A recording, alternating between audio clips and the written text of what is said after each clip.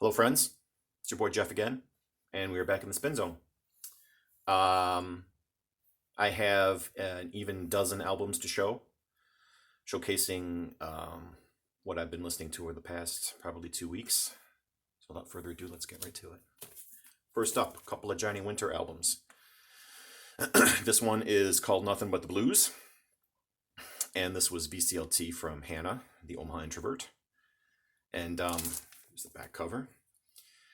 You probably couldn't have picked a more perfect album to send me, Hannah, because I love Johnny Winter. And this album here features a return to form by him to playing mostly blues songs instead of, you know, crunchy classic rock with a little blues thrown in like you get on some albums like Saints and Sinners and Still Alive and Well and stuff like that.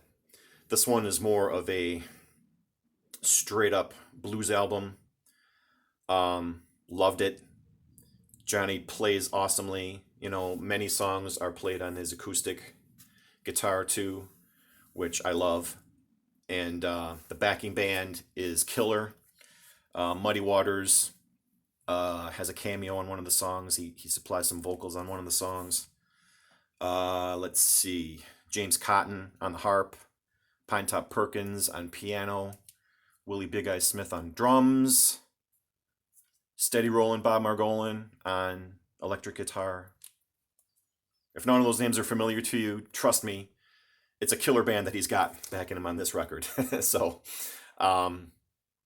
yeah, the closer Johnny sticks to the blues, the better off he is to me, and the happier I am. So, very glad to get this one. I enjoyed this one quite a lot, so thank you once again, Hannah. This was great. Then the other one I picked up at Barnes & Noble on their 50% off sale. This is the Bootleg Series Volume 3 of Johnny Winters, and as you can see along the bottom here, there's a good, 10 or 12 more in the series, if not more. I think this is the only other one I have of these, I think, is the one that came out on Record Store Day. I've got that one. But again, just like with Nothing With the Blues, he plays a lot of acoustic blues guitar, slide blues guitar on this album, which hits the spot for me every time. So was very glad to get this one. It was nice and cheap too, so that made it even better.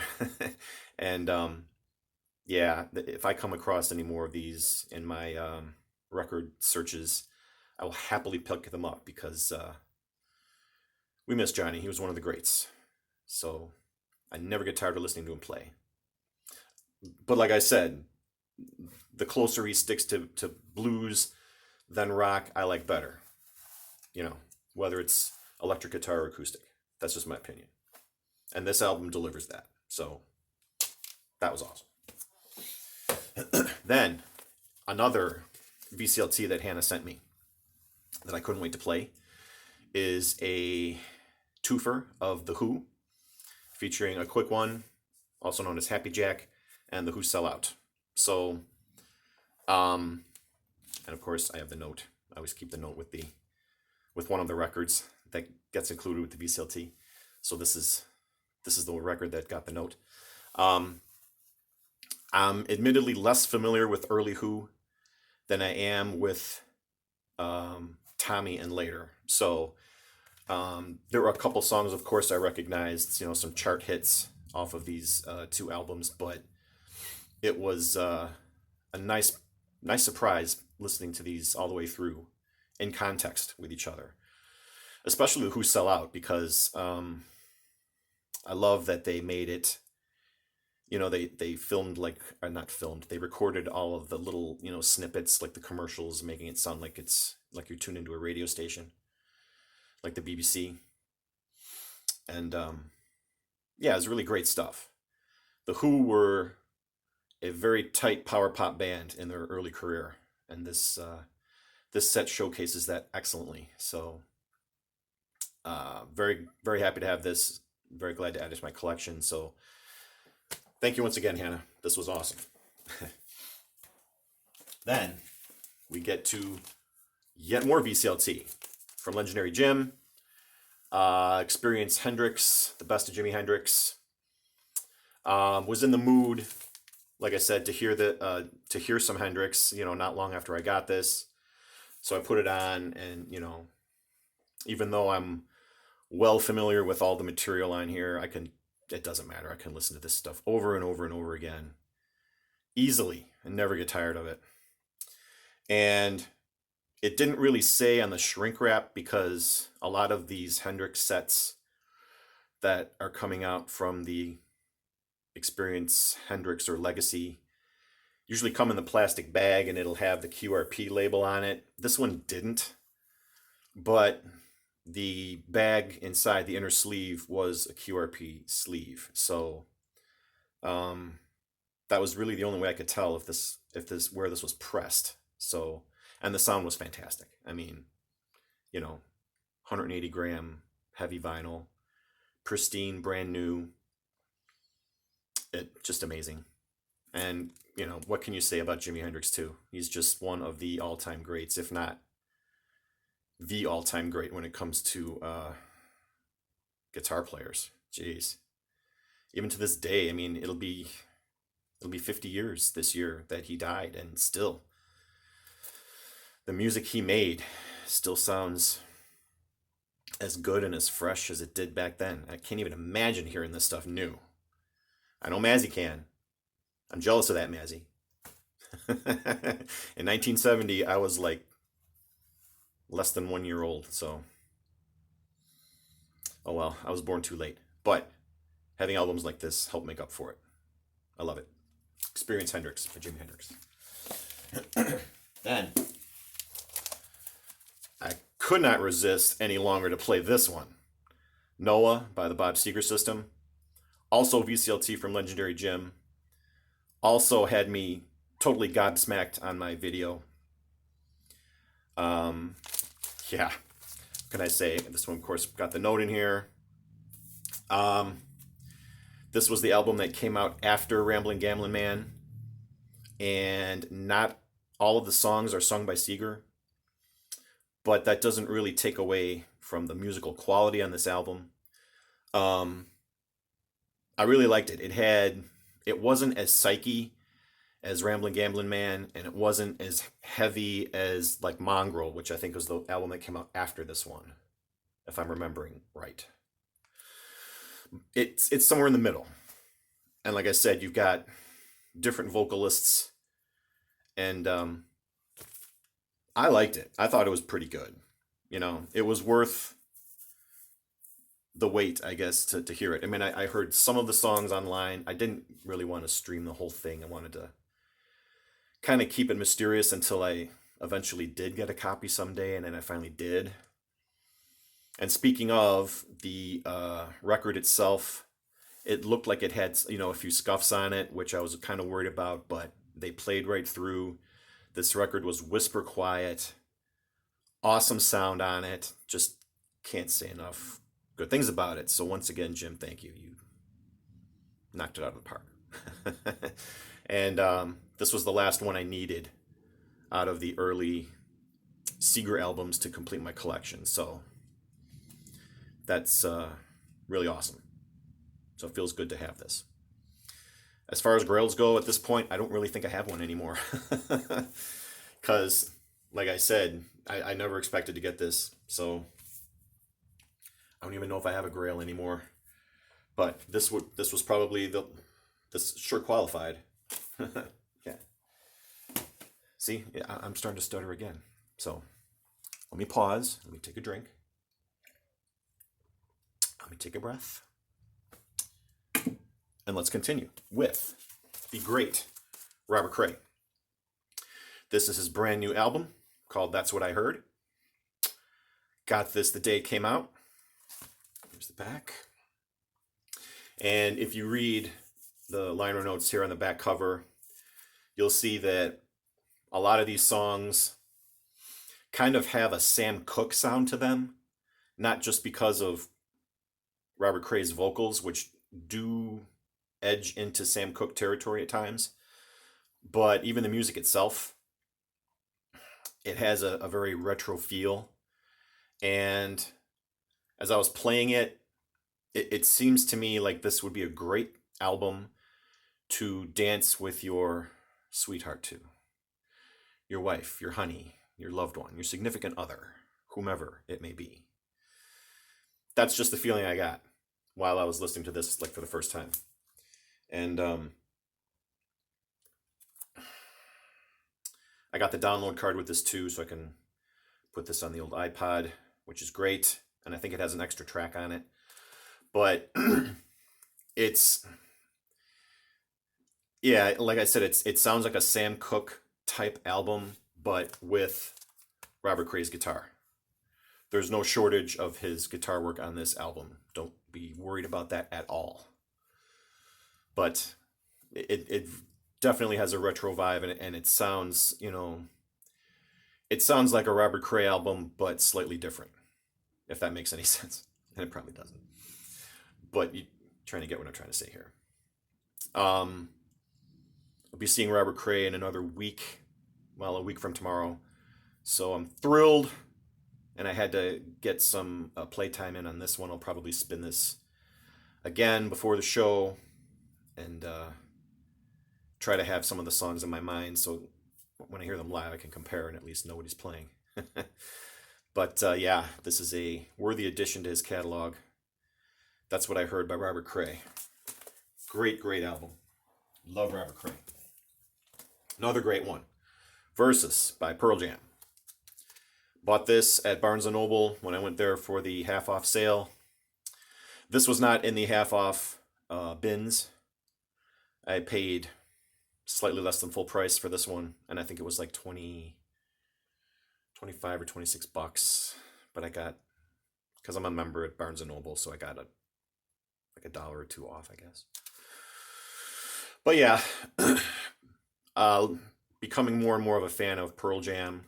I always kind of was, but the wife and kids really are fans of them. So I just happened to see this album there and just said, what the hell? I'll just buy it. And actually, after listening to this, and I probably like this album. I like this album probably as much as 10, if not slightly more. Wife still likes 10 better. In fact, this would have been her answer to one of my contest questions, the one where I asked, like, what album were you waiting for but were disappointed by? And I said, really? You were disappointed by Versus after 10? And at the time, she says yes. Over the years, she's gotten to like this album a lot better. I don't know. That's just what she said. But Daughter is on here, which is my favorite Pearl Jam song of all. What else is on here? Go, Dissident, Blood, which turned out to be one of my kids' favorite songs. Rearview Mirror, Elderly Woman Behind the Counter, In a Small Town. Just tons of classic Pearl Jam songs on here too. Just like it was with 10. And just like it would be with Vitology that came after this one, I believe, right? Yeah, I'll probably pick that up someday too. But this was a very pleasant listen. Played it very loud so the kids could hear it while they were doing dishes after dinner one night. So it's always good to give them some nice loud rock music just to balance things out from all the electronic rap stuff they listen to.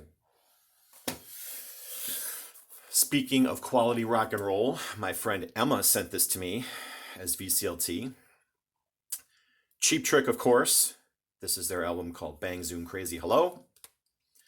Here's the back. This came out a couple of years ago, I think in 2016. And I have to say that I'm becoming more of a Cheap Trick fan because of her. I think this is like the third album she's given me by them. I think this is the third one because she gave me their debut, which so far they haven't been able to top because I really love that record too. And she gave me, what other one did she give me? Heaven Tonight. She gave me Heaven Tonight. And then this one.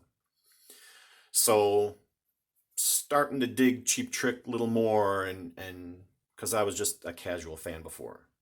But this album here really rocks, and that was the main thing she said about this one. She said, put this on when you're in the mood to really rock. Well, the other day, I was in the mood to really rock, and this album delivered. Favorite tracks. I especially liked When I Wake Up Tomorrow, which was the third cut on side one. Like that one, and I like Blood Red Lips. That one was great. They cover The In Crowd, the Ramsey Lewis song from the 60s, which turned out to be really good. But really, the whole album from start to finish just hits the ground running, never lets up. And yeah, it's a rocking album. So I would second her statement saying if you were looking for a Cheap Trick album to really rock you, this will rock you. Yeah, I said it. Stop looking at me. We're moving on to the Soft Boys. A Can of Bees was what I played directly after Cheap Trick because I was still in the mood for some power poppy music. And this album also delivered. This was Robin Hitchcock's band before going solo. I think this is a reissue, but I think this originally came out in like 1979. Liked this album. I probably need to play it a little bit more. I didn't like it as much off the bat as I did Underwater Moonlight, which was, I think, the album that came out after this one. But it's still very good. I also got a download card for this, so that's good because it'll give me the ability to travel with it and listen to it and have it do its thing on me. But still very enjoyable. I mean, you guys know how much of a Robin Hitchcock fan I am. So I found this, this was a new sealed copy reissue at, I went to Oak Park probably 3 or 4 months ago on a record expedition, and I found this at Oak Park Records. So, and it was cheap. So, not that wouldn't really matter. I would have bought it anyway, but someday I'll have all of Robin Hitchcock's work on vinyl, including the Soft Boys. So, Can of Bees, it's the bee's knees. Okay, moving right along. We're almost there. Lux Prima by Karen O. And Danger Mouse is the next album.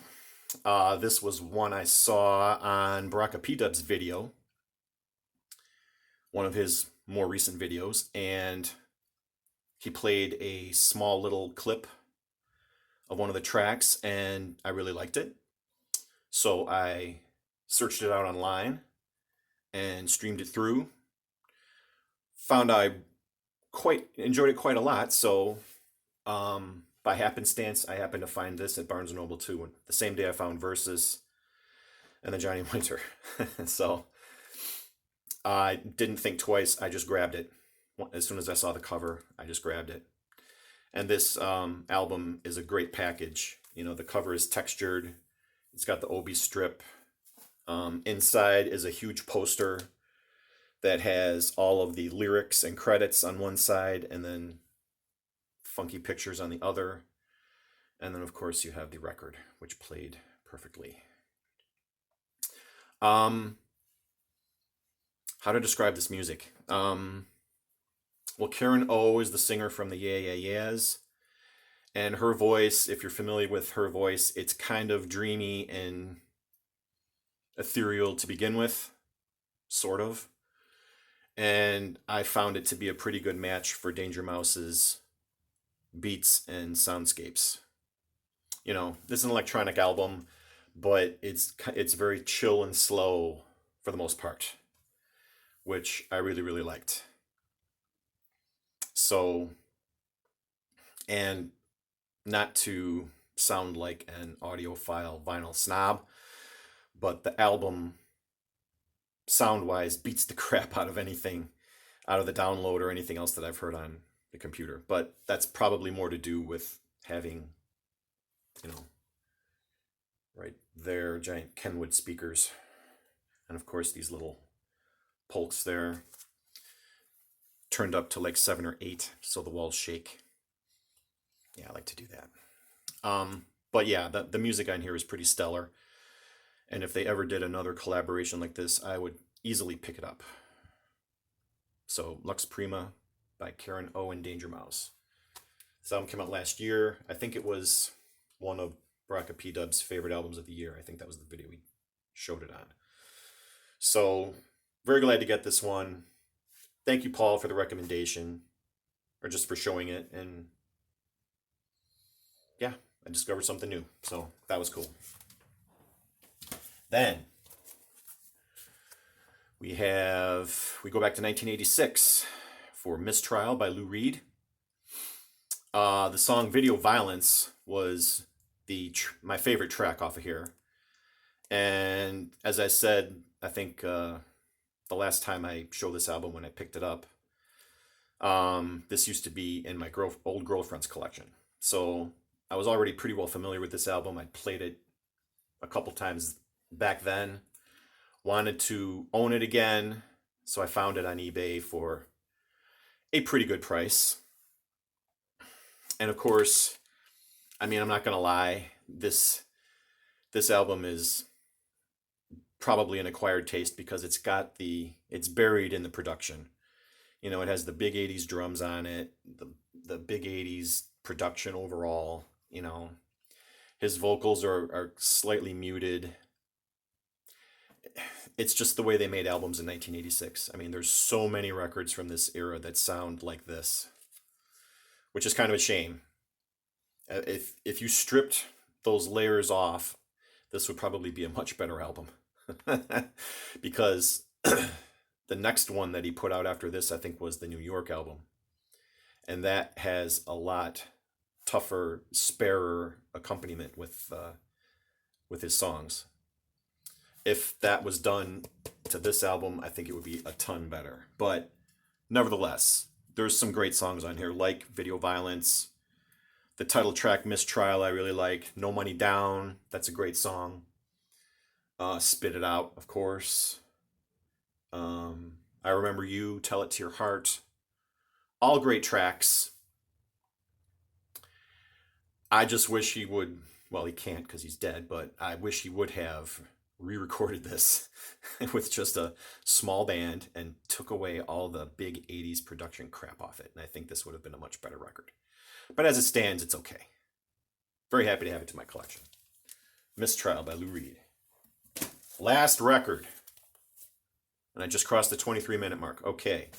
Just played this morning. Little River Band's Greatest Hits. Felt mellow today. I felt, I was in a mellow mood. I wanted some yacht rock. So you can't find much better yacht rock than the Little River Band, can you? Really? I don't think so. This copy, kind of noisy. I tried cleaning it. It looks clean, but, there's a lot of crackle and pop on here. That's okay. The music's good. This is the Little River Band is one of those bands that you probably know their songs, but you may not even know who it is or even the title of it. But you're like, oh, I know that song. But songs like Reminiscing, that was a great song. I remember hearing that a lot on the radio when that came out. Help Is on the Way, Lonesome Loser, of course. Lady, not the Styx version. I'm not going to break into song again, don't worry. Cool Change, that was another hit for them. Harmless, yacht rock. There's nothing wrong with that. So every so often you get in the mood and this is what you would put on to satisfy that craving for yacht rock. If you have cravings for that type of music. I do every so often, but I'm weird. What can I say? All right. We're going to hit the 25-minute mark. I'm going to shut up now. Thank you for watching. And hope to be back soon. I think there's another contest or two that I have to get into. So, gonna try my best to do that by the weekend. We'll see. Peace, everyone. It's your boy Jeff, and I will see you later.